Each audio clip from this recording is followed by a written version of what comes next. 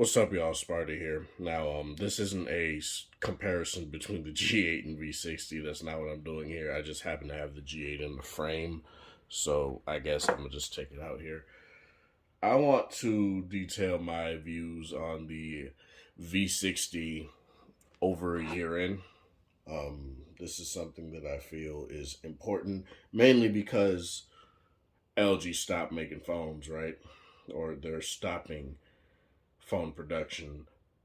This is basically their last flagship. So I did indeed want to talk about how I feel about this phone over a year in. And looking through my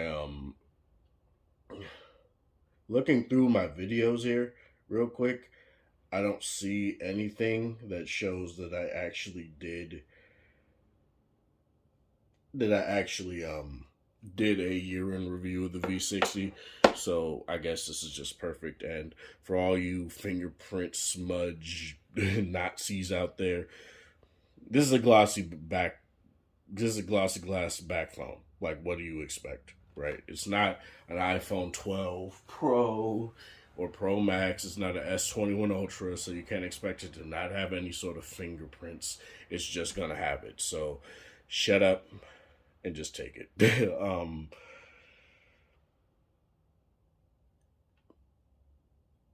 This phone, as not only the last V series phone, but the last true flagship that LG put out, I guess you can say, unless you do want to count both the Velvet and the Wing. But it's their last between the G and the V, right? They're two flagship series that they had for the better part of 6 years now. And goddamn, what a way to go out. The things that the this is so hard to do, mainly because it's just so jarring to talk about the last of what I would say is one of the last of the powerhouse phones that had little to no compromises, that really took very little things from the previous phone and took things away. Like, the only real things I could say that this phone took away over, say, something like the V40 slash V50 is that, well, no quad HD display, which, whatever. Due to things like the battery life of this phone and the fact that the 1080p display on here is fantastic, I don't necessarily see that as like a true drawback, but it is indeed something that they lowered compared to the previous generation of V series phone before this one. Obviously you can't really talk about V50 without talking about dual screen. If I can find my dual screen case, that would be nice. Oh, it's right there. And the unfortunate thing is that my V60 has a shortness charging port, so I can't use the dual screen as much as I used to. But when I was able to use it, man, the dual screen was like a game changer. It gives you a litany of content creation slash multitasking slash emulation slash gaming in general versatility that no other phone really gives you. And to me, aside from maybe like a Z Fold or something like that, which just has a big old display, but it gives you something that I feel a lot of phones kind of like gave up on, which was just versatility. And that's where I feel LG did a really good job at making sure that the phone that you got was very well optimized, very well tailored to the experience that they wanted to give you. And I guess I'll just talk about that right now.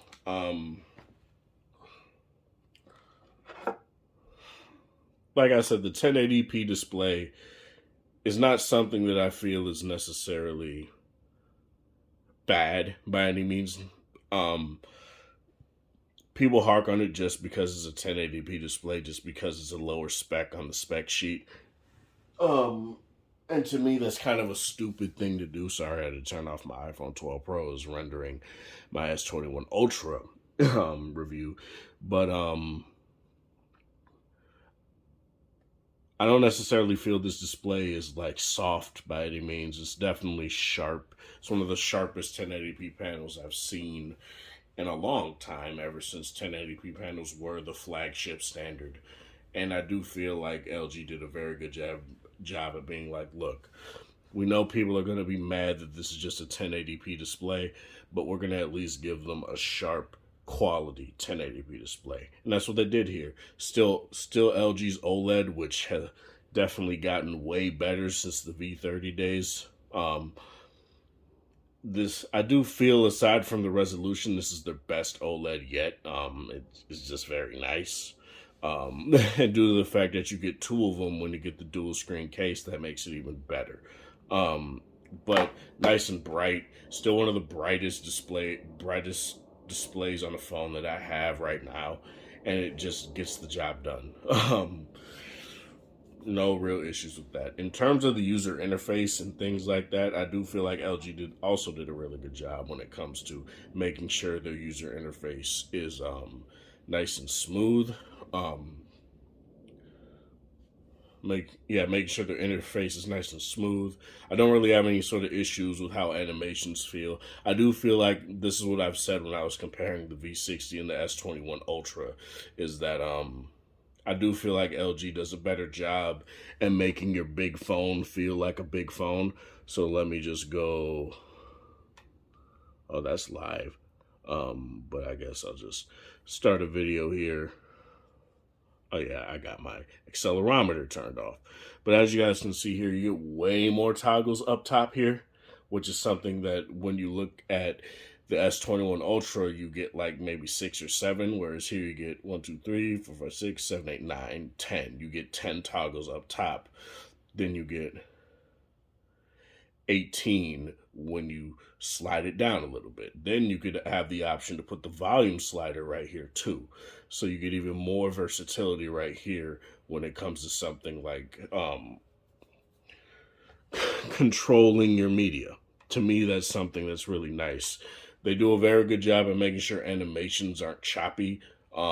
Nothing feels like you're using a phone with a with a bogged down chipset. I do feel like LG did a very good job of making sure you don't feel like your phone is being throttled. Something that is quite well documented by people like Juan Bagnell with something like the base S21, where that phone is just gimped out of the box, and you have to use something like enhanced mode and able to even get the maximum potential out of that phone, or close to maximum potential out of that phone. Nothing like that is here, and I do feel like LG did a very good job of making sure that your phone is more than just oh, let's look at an app and that's it. Very smooth user interface. I do feel like, even though I don't have the animations turned up, I do feel like it does a very good job at making sure that it doesn't feel choppy. It doesn't feel like you're losing any sort of frames or anything like that. Everything just feels very nice, snappy, and smooth.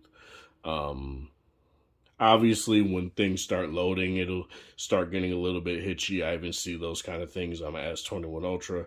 But as you guys can see, when it starts to load and it gets everything in here, it's really no problem at all. People hark on things like, oh, it doesn't have UFS 3.1. To me, this phone downloads and installs apps really fast. Obviously, something like the S21 Ultra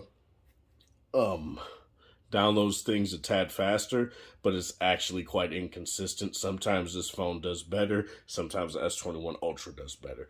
But at the end of the day, it installs apps, so it's not really that big of a deal. The fact that LG still kept stuff like this, being able to see your full wallpaper, something that you were able to do since like the LG G2, is something that's very nice. You can no longer customize every single icon because people pissed and moaned at LG about updates, which is understandable, but you lose fun features like that. And to me, that was something that gave LG a little bit more of a flair, and that's something that you just lose here. Sorry, I just got to check my Ultra here to see how well it's doing in terms of thermals. But yeah, um, over time, obviously, LG started losing support from certain things when it came to their store, font packs, and things like that. Themes that were on the, say, Google Play Store don't work on here as well as they do on older phones, things like that. It does suck, but I do feel like what can you really do when developers aren't going to support a phone that not a lot of people bought, right? Or at least not a lot of people bought firsthand. And I feel a lot more people are going to buy this phone later on. Next, I want to talk about the quad DAC and just audio in general, but the quad DAC. This is something that I feel LG really kept strong when it came to their phones. Their audio game really did. It was damn near second to none in a lot of cases. And when it did get beat out, not in terms of the headphone jack, but in terms of other things, when it did get beat out, it was like a very, very edge case kind of scenario. I don't know anything about the ROG Phone 5 and its ESS Saber DAC, but in terms of the quad DAC, it's still nothing short of great, nothing short of amazing. Plug-in, say, Sennheiser HD650s, you'll get fantastic sound. I really do want to get 600 ohm headphones and plug them into this bad boy. I would really do want to see how that works. I might do a video on that when I eventually do it. There's like one pair of 600 ohm headphones that I can find, and they're they're affordable. It's not like they're $1,000 or anything. They're like $200. So I'll bite the bullet, but eventually. But in terms of what this phone can do in terms of its audio, their latest quad DAC is very good at left and right channel separation. It even feels like after Android 11, it got even better at that. It got even more crisp and clear. It has more definition. And I feel like after I like plugged in my Shure tapes, which are right here, I was like, God damn, did they do something to the audio? There's no sort of special like partner tuning on here or anything like that. You don't get any sort of meridian tuning like you did on previous LG phones or say on like LG Tone Freeze right here. It's LG doing all the work because they had to cut costs, obviously. So they have their own 3D sound engine, which honestly is very good. They have their own tuning, which is honestly very good as well. And I feel like they did a good job of making sure that you're not really missing out on much, despite the fact that you don't get sort of those B&O, Meridian, or DTSX labels. You still get a good amount of power and capability when it comes to what the audio can do, what this phone can do with audio. You still get the ability to use USB-C audio pass-through dongles, unlike, say, the S21 Ultra, which is very funny because, but whereas you have to get like a dedicated USB dongle DAC or USB-C headphones to even use any sort of thing on there, but you know, whatever. This phone, honestly, in terms of its audio, whether it be corded or through wireless, Bluetooth, or through its speakers, I feel is really good. People understate the speakers on the V60, I feel. Wait, what? Apologies, but I feel people kind of understated the V60 speakers. The moment you go into, say, the equalizer settings, have the 3D surround on, and you turn all the bands up in the equalizer. Sorry, but this phone can put out some very loud sound. I'm not going to play anything really right now, mainly because anything that I would want to play is copyright, and I don't want to play the typical copyright free songs that everybody plays. So just trust me when I say that these speakers get plenty loud. They still compete with phones that have really good speakers like the S21 Ultra. And I do feel like LG did a very good job with that too. Very good balancing as well. I don't necessarily feel like it's like the Note 10, where the Note 10's stereo speakers were horribly balanced to where you can hear certain channels be higher than others at times. And it's like LG did a very good job with that. In terms of the phone feeling like a flagship phone, um, the buttons are very clicky. Nothing is really wrong with that. The aluminum band feels very nice and premium. It feels sturdy. It doesn't feel like the moment you drop it, even though I've dropped it a couple times, it's gonna flake and dent. No real issues with that. This phone still has mil standard 810G, which I feel LG kind of was like, if we're gonna make a phone with glass, we got to make it at least some of the most durable glass you could have on the phone. And I feel like LG did a very good job with that. No real issues with that. This phone is a big boy, right? Um, something that I feel, something that I feel, apologize, give me a second. Something that I feel goes alongside everything that you see with this phone, right? You see it's a big boy phone, right? It has a big boy battery, which means you get big boy performance with the Snapdragon 865, and you get you get big boy battery life. Um, this phone still is like the top dog for me in terms of battery life. Still can get like 13 to 15 hours of screen on time easily, eating the S21 Ultra's lunch, and even has room for a little bit more. Charges pretty fast. Hour 46 minutes charges it in like, it charges it fully from like 10%. Not as fast as the S21 Ultra, but I feel LG is doing that to make sure that your battery lasts longer, which to me personally, I feel is the better choice. Um, and honestly, I don't have any problems with it.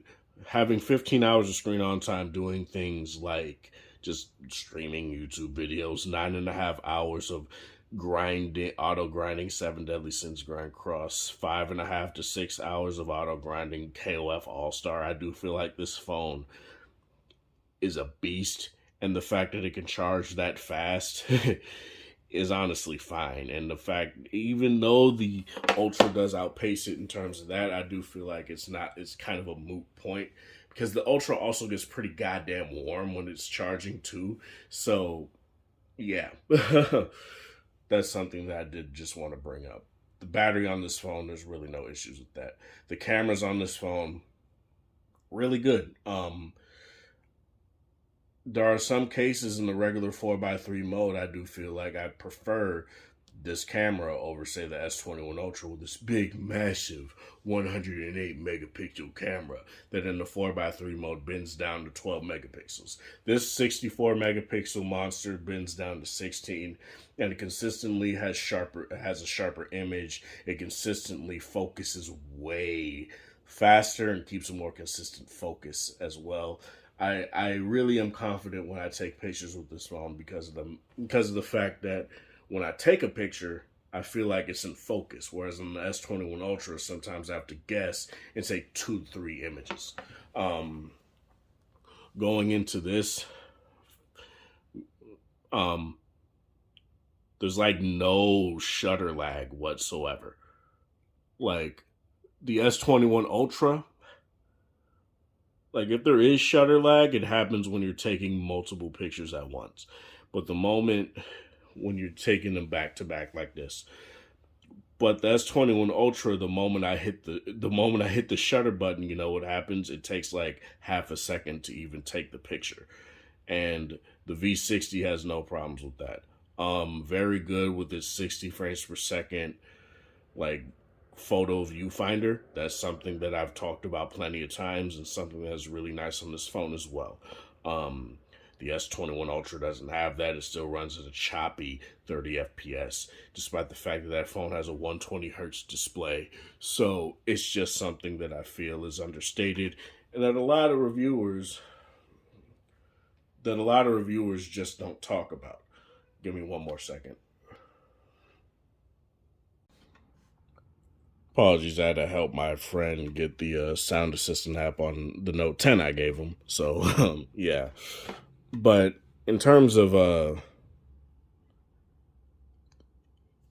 camera, this phone is really good. Still, you won't really be missing things like the 108 megapixel sensor that you see on things like the S21 Ultra. For the most part, I do feel like that's kind of a gimmick. It's kind of just marketing, not necessarily a gimmick, but just marketing. While it is nice, it's just something that I feel Samsung just bolsters up just to make you feel like you're getting a very powerful camera, which you are, but there are definitely issues when it comes to that. That this phone definitely doesn't have one with just a 64 megapixel sensor. So yeah, that's just very nice. Obviously you get your wide angle lens. I do believe it's still a 16 megapixel sensor. Nothing really to write home about, just 4K 30, not 4K 60, which whatever, but fine. You got your Z camera on here for your portrait modes and stuff like that. Very nice. You got your 10 megapixel sensor on here for your selfie camera. It actually does a pretty good job. LG has historically had terrible front-facing cameras. That's something that a lot of people say. I never really had an issue with them, but I guess people always have said that. And for me personally, I do feel like the V60 does a pretty good job at giving you a pretty damn good selfie camera. I do believe it's able to do 4K 60 on the front here. Let me just check real quick. Yeah, you can do 4K 60 FPS on the front-facing camera, no problem. So that's something that is indeed here. The stabilization on this phone is really good as well. If you use the EIS, their stabilization goes all the way up to 8K 26 frames per second. Really no problem there. Very smooth. If you don't like things like it looking a bit floaty, then it's not going to be for you. But I do feel like it does a good job at making it feel as if it reducing handshake and doing what it's meant to do. So yeah, you can get very good HDR10 plus footage out of here with the 4K 60 all the way up to 8K 26 frames per second as well. This phone is a video powerhouse still. It's still a video rendering powerhouse as well, even though it gets beat out by newer phones like the S21 Ultra. At the same time, it's a newer phone, so it should, right? So before that, this was the top dog, and it's still number 2 right now. So it's just something that I feel I should bring up. If you want to do content creation on a phone, this is still a very good option. Right next to Sony and even Samsung, this is still a very, very good option. Let's talk about more of the phone aspects of it. In terms of, say, the in-display fingerprint sensor, it is slower than your S21 Ultra. Obviously, if you're used to that, you're going to be like, whoa, it's kind of jarring how slow this is. But overall, I do feel like, due to the fact that this is indeed a capacitive fingerprint sensor, you're going to get that. LG did a pretty good job of making sure it's pretty fast. It's not like the fastest thing in the world, but it's also not the slowest thing in the world. I'd say it's probably on par with the Note 10, which honestly I feel is fine. Sometimes the Note 10 could be really fast. Sometimes the Note 10 could be very finicky and be slow, but the V60 does a very good job of making sure that it doesn't feel horrendously slow. LG's always on display is also very good. You put the phone down on its face, the always on display will shut off. Something that Samsung phones are very finicky at. Um, as you guys can see, the moment I bring it up, the always on display comes on, and you don't have to worry about it taking your battery life. That's why I tend to just have the AOD on, always on when it comes to my LG phones, and not when I have a Samsung phone. LG did a very good job at that, and it just looks very nice, to say the least. Um, Haptics on this phone are really good as well. It feels like you're pressing singular buttons rather than it feeling very spongy and springy, like you're like you're touching a whole vibration motor. It doesn't feel like that on this phone. The clicks are deliberate when you're in the camera and you're dialing in your focus, or you're dialing in your shutter speed. It feels very deliberate. And honestly, is one of my favorite phones when it comes to the haptics. I know that's very minor, but it can do a lot for a phone. Like, say, a OnePlus 6T, for example. That phone is blazing fast, but man, is that haptic motor terrible. It makes the phone feel like a $400 phone when it was a $700 phone. um, Call quality is very good. The speakers are really nice.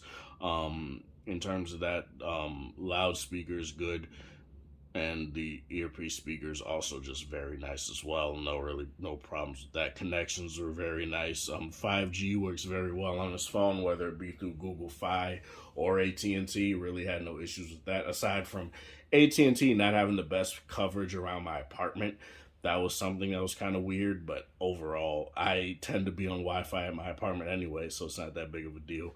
But in terms of what this phone offers and what I feel LG has stated within the past month about what they're going to do with their next phones. I know people kind of got worried because the V60 wasn't listed on the Korean site for the update cycle. But the reason that is because there was just no V60 in Korea, funny enough. So you don't really have to worry about this phone not getting any sort of updates. It's going to get it for 3 years. LG has been doing better with their updates. Obviously, if you're on something like AT&T, or you have an AT&T variant of the V60, you're just going to have AT&T service to even get updates. So that sucks, but it's just what you're going to have to deal with. The V60 has served me well, and it will continue to serve me well. I plan on getting my dad this phone. Like, not giving him my V60 in particular, but I plan on getting him this phone in the near future, because it's just a very good phone. It's a very capable phone. Still, nothing feels like you're losing out on anything. You're losing out on anything even today. The battery life is still fantastic. Standby time still fantastic. Audio still fantastic. Cameras are still really good. And you're not gonna miss out. That's all you really got to know. You're not gonna miss out on anything. And even in 3 years, when this phone is no longer getting updates, you're still gonna have a hell of a phone. You're still gonna have a hell of a phone. You're gonna have a hell of a music playback machine. You're still going to have a hell of a video content creation machine. The V20 to this day is still a very good phone for content creation, aside from it being a little bit slow in terms of video rendering, but you could mitigate that by sending those files to another phone. The V60 is definitely going to be like the V20, you know. It's the V20 of its day, in my personal opinion. And it's nice that LG brought us a final V series phone to give us V series users what we really wanted: a very good, very capable flagship one last time from LG. This is Sparta. Thank you guys for watching. Thanks for support. Hope you guys have a wonderful Thursday, or whatever time of day it is in the area. Like the video if you like it. Dislike it if you dislike it. Share with people that are interested in this sort of content. If you have a V60, let me know in the comment section below how much you've liked it. I know ever since my videos, a lot of people picked up V60s. They bit the bullet on V60s. And I'm really glad to know that my videos can at least do something to put out the word that this phone is still really, really damn good. And it's still a very good option even today. Have a good one, you guys.